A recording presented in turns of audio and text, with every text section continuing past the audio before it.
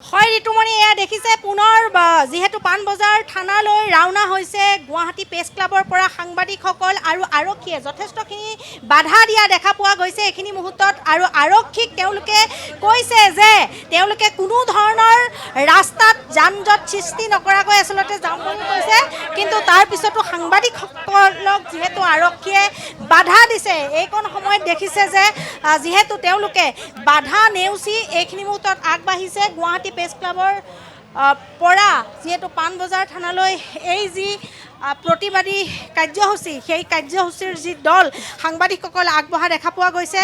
আমাৰ সৈতে জ্যেষ্ঠ সাংবাদিক অমৰেন্দ্ৰ ডেকা আছে। অমৰ দা, কি ক'ব বিচাৰিছ? আজি সাংবাদিকসকলে বিশেষকৈ দেখা পোৱা গৈছে যে দিলৱাৰ হুছেইন মজুমদাৰক মুক্তিৰ দাবীত প্ৰতিবাদ কৰিছে, কিন্তু বাধা দিয়া দেখা পোৱা গৈছে, তাৰ পিছতো আগবাঢ়িছে। হয় চাওক, আচলতে গোটেই বিষয়টো আমি গণতান্ত্ৰিকভাৱে আগবঢ়াই নিছোঁ। দিলৱাৰ হুছেইন মজুমদাৰক যে সম্পূৰ্ণ পৰিকল্পিতভাৱে ষড়যন্ত্ৰমূলকভাৱে কিছুমান গোচৰ জাপি দি তেওঁক গ্ৰেপ্তাৰ কৰিছে, সেই কথাখিনি প্ৰতীয়মান হৈ গৈছে।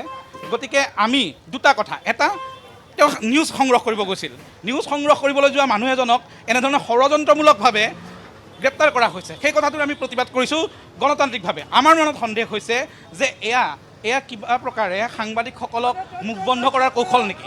এয়া কিবা প্ৰকাৰে সমগ্ৰ সংবাদ মাধ্যমটোক নিয়ন্ত্ৰণ কৰাৰ কৌশল নেকি?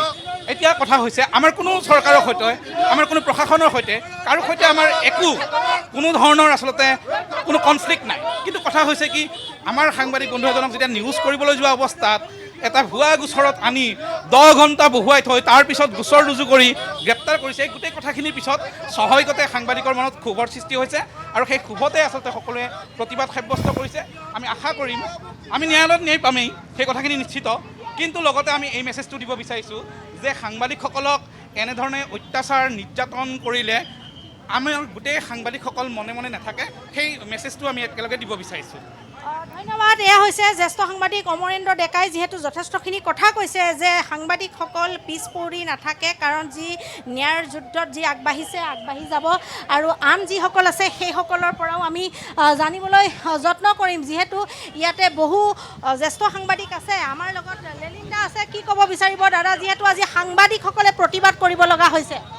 এইটো আচলতে বহুত দুখৰ কথা যে সাংবাদিকসকল প্ৰতিবাদ কৰিবলৈ ওলাই আহিব লগা হৈছে। কিহৰ কাৰণে? যে বাতৰি কৰাৰ, আমি নিউজ সংগ্ৰহ কৰাৰ আমাৰ যি অধিকাৰ, আমাৰ যি স্বাধীনতা, সেই স্বাধীনতা খৰ্ব হৈছে।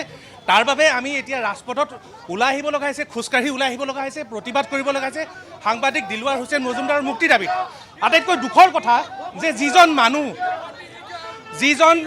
মেৰুদণ্ডহীন নিজ মানসিকতাৰ মানুহৰ এই কুটবুদ্ধিত দিলৱাৰ হুছেইন মজুমদাৰ নিউজ কৰিবলৈ যোৱাৰ পিছত গ্ৰেপ্তাৰ কৰা হ'ল, সেই মেৰুদণ্ডহীন নিজ মানসিকতাৰ মানুহজনৰ প্ৰতি আজি পুতৌ জন্মিছে। আৰু এই যিটো ছিষ্টেম চলি আছে, এই ছিষ্টেমটোৰ ওচৰত আহ্বান কৰাৰ কোনো থল নাই, যিটো ছিষ্টেমটোৰ ওপৰত আমাৰ এতিয়া ভৰসা নাই।